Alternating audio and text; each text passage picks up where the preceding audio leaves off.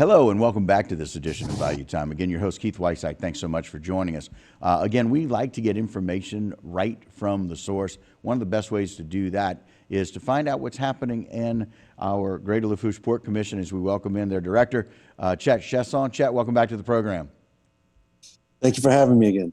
We appreciate it. Now listen, it seems like every time you and I talk, and maybe it's just that we're snake bitten a little bit, but every time we talk, there's been some major impact on what's happening to the port and what's happening in the Gulf of Mexico. And now this invasion and this war between Russia and the Ukraine is a huge impact to what's happening with you guys in the port, right? Right. Yeah. So, I mean, there's, as you all know, we all know the price of energy is skyrocketing as we speak. And, you know, we're starting to see talk about, you know, U.S. oil and gas, and obviously, the Gulf of Mexico is key to that, and it's a bit disheartening to hear our administration talk about U.S. oil and gas and continue to talk about it in such a negative light. Yeah, and as they say that, we become more dependent with some of these, like an international crisis, we become more dependent upon all the work that you and the port's doing and all the oil and gas that we're drilling for and trying to get out of the Gulf. It's necessary, but like you said, it's colored in a negative light.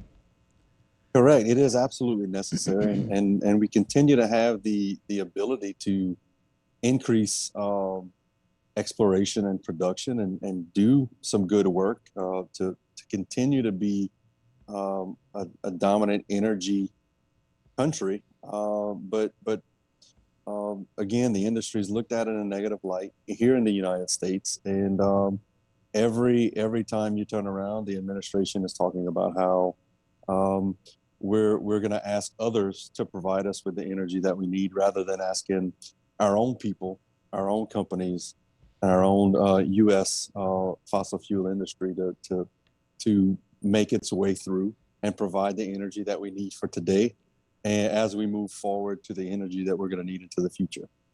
Yeah, and it's kind of interesting to me. We put all these limitations and start with all these limitations about reducing these leases and reducing the opportunity for these leases, when quite frankly, we could dig a little deeper or widen our dig some and really develop at home.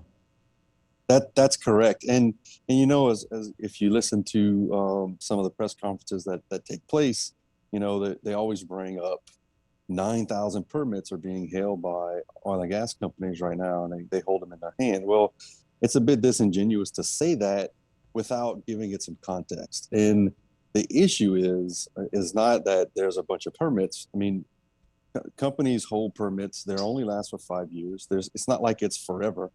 And a lot of those permits, the majority of those permits, are not for new exploration, for new production. It's reworking old wells and things like that. So again, they hold 9,000 permits, but it's not like it's for the capability to really increase too much what we have today. We have to continue to have lease sales, which have been pulled out from under the wool. You know, the rug has been pulled out from under the industry in terms of those new capabilities to provide more energy for the country when it's demanding it. It's so interesting too. You can't really scream about we're in a crisis and at the same time continue to put limitations. There's got to be some give and push there. You got to be able to allow for us to be able to do that when it's an easy option to release some of those leases. Correct. And it's about managing a balanced approach and continuing to go and utilize other countries' oil, bringing it in, paying higher prices to bring it in to our country, to you know, add to our energy needs for our demand. It just doesn't make sense when we have it here and we can be energy independent. So, you know, we're going to get it from now that we're going to ban Russian oil, we're going to go back and get it from Venezuela, while at the same time they have the highest carbon footprint in the world per barrel of oil. It doesn't make any sense. Yeah, so if we're concerned about that carbon footprint, and listen, we're talking about the better ways to have, you know, energy that's a little bit more natural, and we're trying to do that. We're working on that, but there's got to be a balance, and we've talked about this multiple times. Why would you go and purchase oil from a place that's creating more of a difficult strain on the environment than we are. We're doing it as That's clean correct. as we can right now, right? That's right, and that's I think that's the most frustrating thing for us, for the energy industry, for the U.S. energy worker.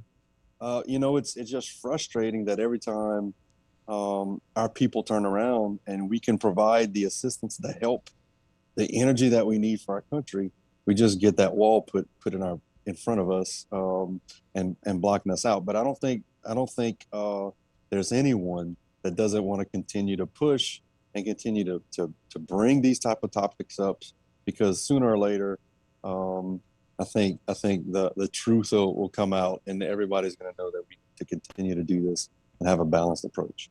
Yeah, well, Chett, as we finish out this particular segment, we'll do another one to be able to talk a little bit more about it. But as we finish up, it's just one of those things where we're just kind of asking people to open their eyes to what the reality is. We're not trying to pull the wool like they've been doing and how they've misrepresented that. We're just saying, look around you. We can do a whole lot more, especially here in South Louisiana, than you're really letting us do. And I know we can't provide all of our the need for that, but at least let us provide more of it when it's cheaper and it's cleaner than they're doing in other places, right? Absolutely correct. All right, very good. Well, Chett, we're going to take a short break. Don't go anywhere. We're going to talk a whole lot more about what the port is doing rather than some of the things that maybe some of the decisions are preventing you from doing. Let's talk about some of the great things that the port is doing and maybe some of the improvements and accomplishments y'all have made, especially since the storm.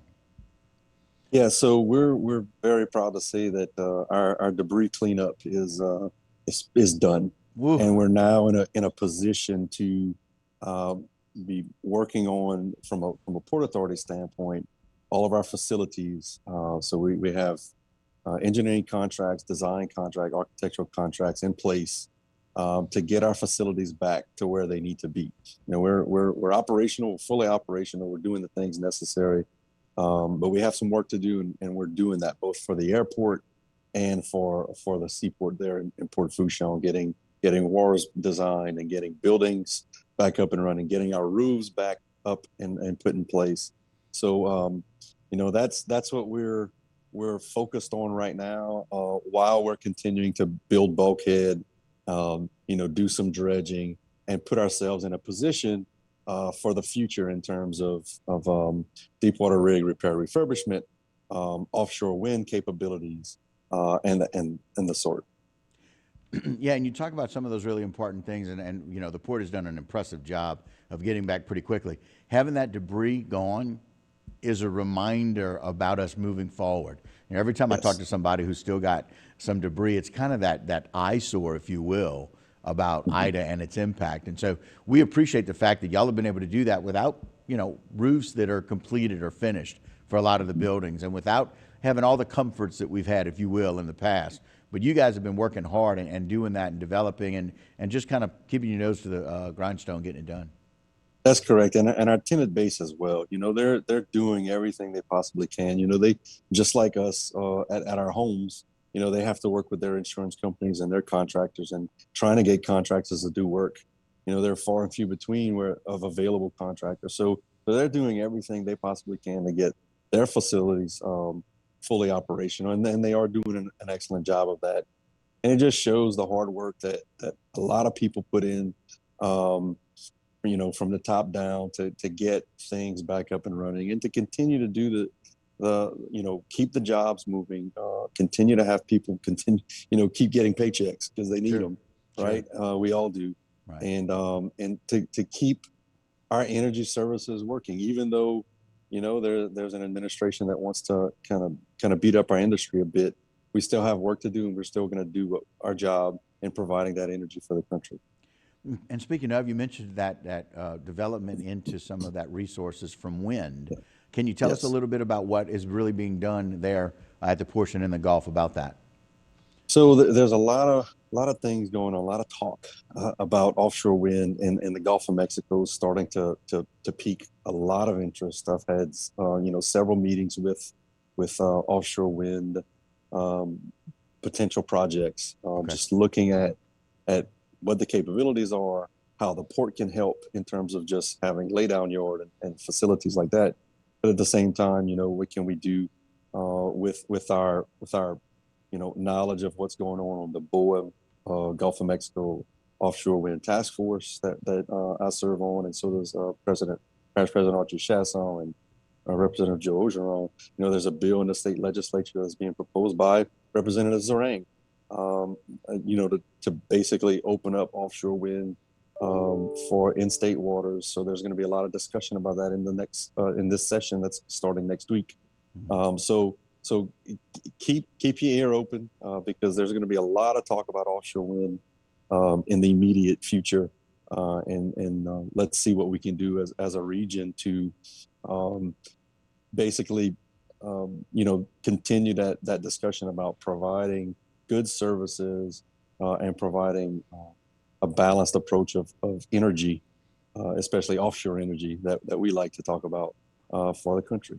Yeah, and it takes some digging into, if you will. And so pardon That's correct. the analogy to what a pipeline would do, but trying to harness that energy is just, it's not that easy, especially when we're talking about something so new, especially for us, but we're looking at it. And so I like the fact that we're finding that balance between keeping what we need with oil and gas going and finding out how to maybe supplement that with some wind option. That is correct. And, there's wind out there. People are talking about hydrogen. So we're kind of investigating all of that and putting ourselves in the middle of it to continue to have those discussions and do everything we can to diversify our portfolio from a port, a parish, a region. And if there's going to be offshore energy, we want to be a part of it. And because we have the expertise in servicing, fabricating, installing, and the sort. So we're going to continue to keep working at it and putting ourselves in the best position as we move forward and really showing, again, I can't say it enough, really showing what a true balanced approach to energy for our country looks like, while at the same time, doing everything we can to protect our environment by building new marsh with dredge material and that sort of thing. Yeah, and again, the B word is very important, finding that balance. And I love the fact that the port, who's relied on oil and gas pretty heavily over the years, is open to helping and learning and building and fabricating all of the new opportunities that we have to really grow with changing our environment a little bit as we adapt to it, right? So it's just really nice that y'all don't really kind of put yourselves in a corner for that you're open-minded about that, as we got just a few seconds left. That's right. And look, the business community here is open-minded and wants to be a part of anything offshore energy brings to us. Yeah, very good. Chett, thank you so much for your time. We really appreciate it.